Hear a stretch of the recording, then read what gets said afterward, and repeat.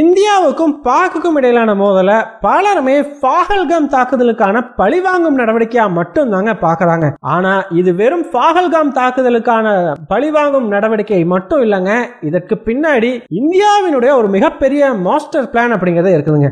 இந்த வீடியோல நம்ம என்ன பார்க்க போறோம்னா, இந்த தாக்குதல்களின் மூலமா இந்தியா பாக்குக்கு என்ன ஒரு விஷயத்த சொல்ல வர்றாங்க, இந்தியாவினுடைய அந்த மாஸ்டர் பிளான் என்ன அப்படிங்கறத பார்க்க போறோம். கூடவே இந்தியா இப்போ நடத்திய தாக்குதல்களுக்கான அஸ்திவாரம் 20 வருடங்களுக்கு முன்னாடியே போடப்பட்டது எப்படி அப்படிங்கிற ஆச்சரியமான பல விஷயங்களை பத்தியும் இந்த ஒரு வீடியோல ரொம்பவே டீடைலா பார்த்தலாம். வீடியோவை லைக் பண்ணிக்கோங்க, சேனலை சப்ஸ்கிரைப் பண்ணிக்கோங்க. வாங்க வீடியோக்குள்ள போயிடலாம். அறிவோம் தெளிவோம் உறவுகளுக்கு அன்பான வணக்கங்கள்.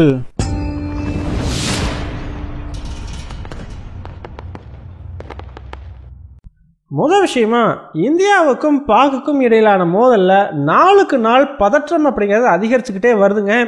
ஸோ இந்த டீஎஸ்கலேஷன் அப்படிங்கிறதுக்கான வாய்ப்பே கண்ணு கெட்டின தூரம் வரைக்கும் இப்போதைக்கு தெரியவே இல்லை. ஸோ இந்தியா தரப்புலையும் பார்த்தீங்கன்னா தொடர்ந்து ஸ்ட்ரைக்ஸ் நடத்தப்பட்டுக்கிட்டே தான் வருது. பாக் சைட்லேருந்து பார்த்தீங்கன்னா பார்டரில் கண்டினியூஸாக இந்தியாவுக்கு எதிரான தாக்குதல்களை நடத்திக்கிட்டே தான் இருக்கிறாங்க. ஆனால் பாக் அரசாங்கத்தினால பார்த்தீங்கன்னா இந்தியாவுக்கு எதிராக போர்க்களத்தில் ஒரு வெற்றி அப்படிங்கிறது இது வரைக்கும் பெருசாக அடைய முடியல. ஸோ இதனாலேயே பார்த்தீங்கன்னா அந்த நாட்டு அரசாங்கம் இன்ஃபர்மேஷன் வார்ஃபேர் அப்படிங்கிறதுல பெரிய அளவுக்கு குதிச்சிருக்குதுங்க. ஸோ பெரிய அளவுக்கு வந்து அவங்க நாங்கள் இதை பண்ணிட்டோம் அதை பண்ணிட்டோம், இந்தியன் ஜெட்ஸ் இத்தனை சுட்டு வீழ்த்திட்டோம்னு சொல்லி பொய்யான தகவல்கள் அப்படிங்கிறது பெரிய அளவுக்கு இந்தியன் மீடியாவிலுமே பரப்பப்படுது.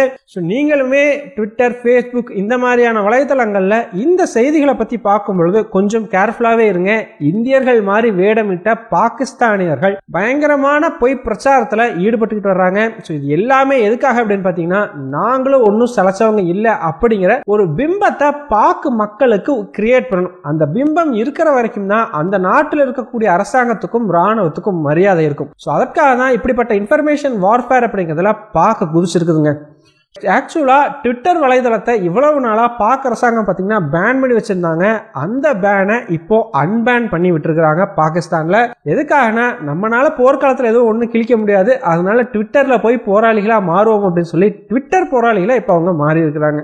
இந்த இடத்துல தான் நம்ம எல்லாத்துக்குமே ஒரு முக்கியமான கேள்வி ஒன்று வரும். ஸோ பஹல்காம் தாக்குதலுக்கு இந்தியா பழிவாங்குதல் அப்படிங்கிறத நடத்தி முடிச்சுட்டாங்க.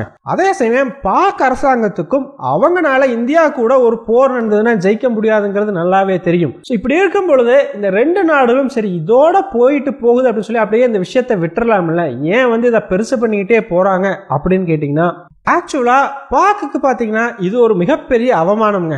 ஒரு அணு ஆயுதம் வைத்திருக்கக்கூடிய நாட்டுக்குள்ள இன்னொரு நாடு வந்து இவ்வளவு பெரிய ஒரு ஸ்ட்ரைக்ஸ், அதுவும் 100 கிலோமீட்டருக்குள்ள வந்து நடத்திட்டு போறது அப்படிங்கிறத விட ஒரு நாட்டுக்கு பெருத்த அவமானம் அப்படிங்கிறது தேவையே கிடையாது. ஸோ அவ்வளவு பெரிய ஒரு அவமானத்தை பாக் அரசாங்கம் இப்ப சந்திச்சிருக்குது. ஸோ ஒரு நாட்டினுடைய பாதுகாப்புக்கு ரெண்டு வார்த்தைகள் ரொம்பவே முக்கியங்க.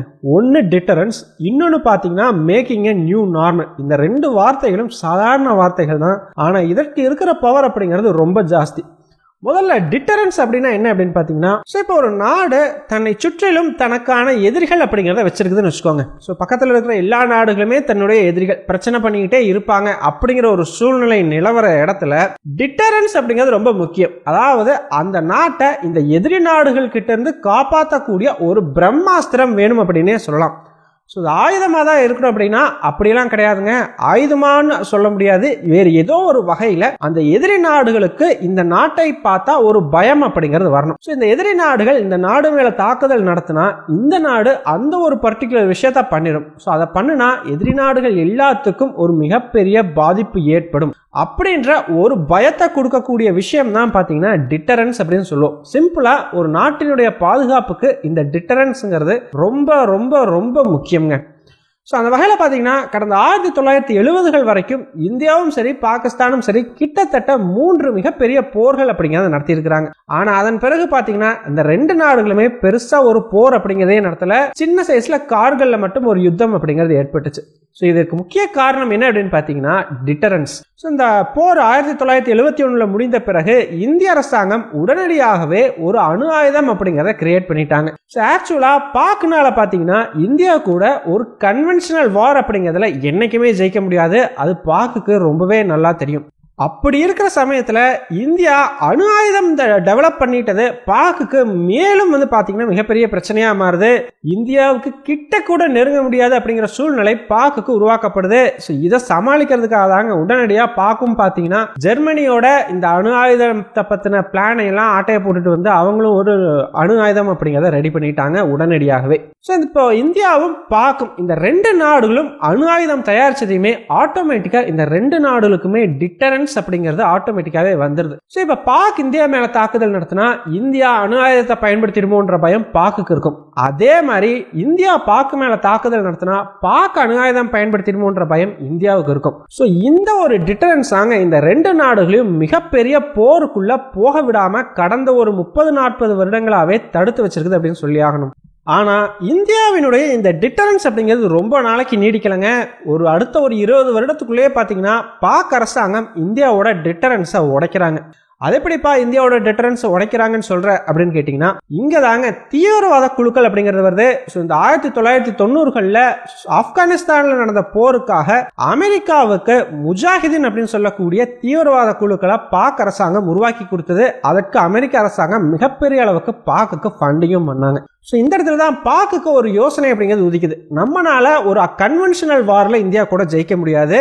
அதுவும் இல்லாம இப்ப இந்தியா கிட்ட அணு ஆயுதம் அப்படிங்கிறதும் இருக்குது. நம்மனால இந்தியாவை கூட நேரடியா சண்டை போட முடியாது. அப்ப என்ன பண்ணலாம் அப்படின்னு பாக் யோசிக்கும் பொழுதுதான் ப்ளீடிங் இந்தியா வித் 1000 cuts அப்படிங்கிற ஒரு டாக்டரைன் உருவாக்குதுங்க. அமெரிக்கா கிட்ட இருந்து வாங்கின காசுல முஜாஹிதீன் இயக்கத்தை உருவாக்கி ஆப்கானிஸ்தானுக்குள்ள அனுப்பிச்சதோட பாக் அரசாங்கம் நிறுத்தாம அவங்கள அப்படியே இந்தியாவுக்குள்ளேயும் ஒரு குறிப்பிட்ட குழுவினரை அனுப்பி வைக்கிறாங்க. இங்கதான் தீவிரவாதம் அப்படிங்கிறது இந்தியாவுக்கும் பாக்குக்கும் இடையில முளைச்சது அப்படின்னே சொல்லலாங்க. எப்படி இந்த தீவிரவாத குழுக்கள் உருவாக்கப்பட்டுச்சு, அதற்கு அமெரிக்கா எப்படி பின்னாடி வந்து சப்போர்ட் பண்ணுச்சு, இது எல்லாத்த பத்தியுமே ரொம்பவே டீடைல்டா ஆல்ரெடி ஒரு வீடியோ போட்டிருக்கோம். அந்த வீடியோவோட லிங்க் டிஸ்கிரிப்ஷன்ல இருக்கிறோம், மிஸ் பண்ணாம பாருங்க. அது இன்னும் பல விஷயங்களை பத்தியும் நீங்க தெரிஞ்சுக்கலாம். இப்போ பாக்கினுடைய எண்ணம் என்ன அப்படின்னு பார்த்தீங்கன்னா, இந்தியா கூட ஒரு ஃபுல் ஃபிளெஜ்டு வாரை நடத்தி நம்மளால ஜெயிக்க முடியாது. அதுக்கு பதிலாக இந்தியாவில் அங்கங்க பல குழப்பங்களையும் பிரச்சனைகளையும் இந்த தீவிரவாத குழுக்களின் மூலமாக உருவாக்கணும். இதுதான் பார்த்தீங்கன்னா 1000 cuts. சின்ன சின்ன பிரச்சனைகளை அங்கங்க உருவாக்குறது தான் இந்த 1000 cuts அப்படின்னு மென்ஷன் பண்றாங்க. இந்த மாதிரி பல பிரச்சனைகளை இந்தியாவுக்குள்ள உருவாக்கி அதன் மூலமா அவங்க நினைச்சதை சாதிக்கிறது தான் பாக்கினுடைய திட்டமே. இந்த திட்டம் பாத்தீங்கன்னா அவங்க நினைச்ச மாதிரியே ஒர்க் அவுட் ஆகுதுங்க. இந்தியாவினுடைய இந்த டிட்டரன்ஸ் அப்படிங்கிறது உடையுது. இப்ப பாருங்க, பாக் ராணுவம் டைரக்டா எதுவும் பண்ணல. இந்தியானால இந்த அணு ஆயுதத்தையும் பயன்படுத்த முடியாது, ஒரு கன்வென்ஷனல் வார் அப்படிங்கிறதையும் பாக்கு எதிராக நடத்த முடியாது. இந்த இடத்துல இந்தியாவினுடைய டிட்டரன்ஸ் உடைக்கப்படுது. அதன் விளைவா கடந்த 2001ஆம் ஆண்டு பாராளுமன்ற தாக்குதல் அப்படிங்கிறதும் நடத்தப்படுதுங்க. இந்தியாவில் நடந்த ஒரு மிகப்பெரிய தீவிரவாத தாக்குதலா அந்த ஒரு தாக்குதல் பார்க்கப்படுது.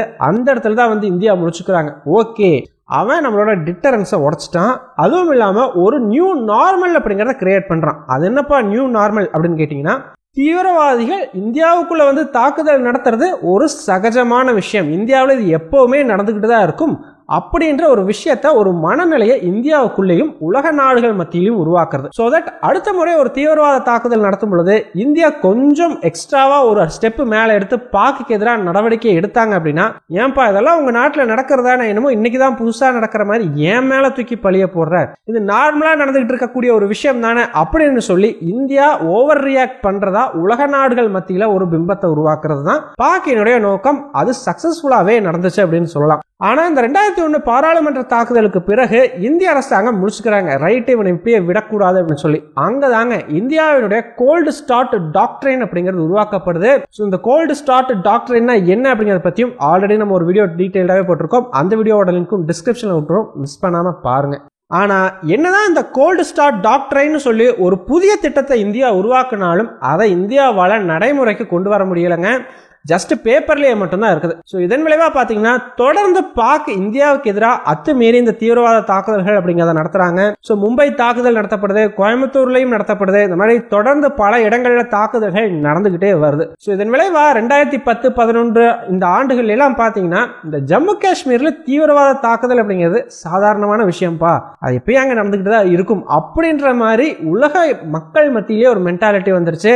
ஒரு நியூஸ் அங்க தாக்குதல் நடந்துருச்சு அப்படின்னு வந்தா அவங்க ரெண்டு பேரும் அப்படிதான் அடிச்சுக்கிட்டே கிடப்பாங்க, அங்க பிரச்சனை அப்படிதான்ப்பா இருக்கும் அப்படின்னு சொல்லி அதை சாதாரண ஒரு நியூஸா கடந்து போகக்கூடிய ஒரு சூழ்நிலை அப்படிங்கிறது நிலவிக்கிட்டு இருந்ததுங்க. ஸோ இது இந்தியாவுக்கு ஒரு மிகப்பெரிய ஆபத்தா மாறுச்சு.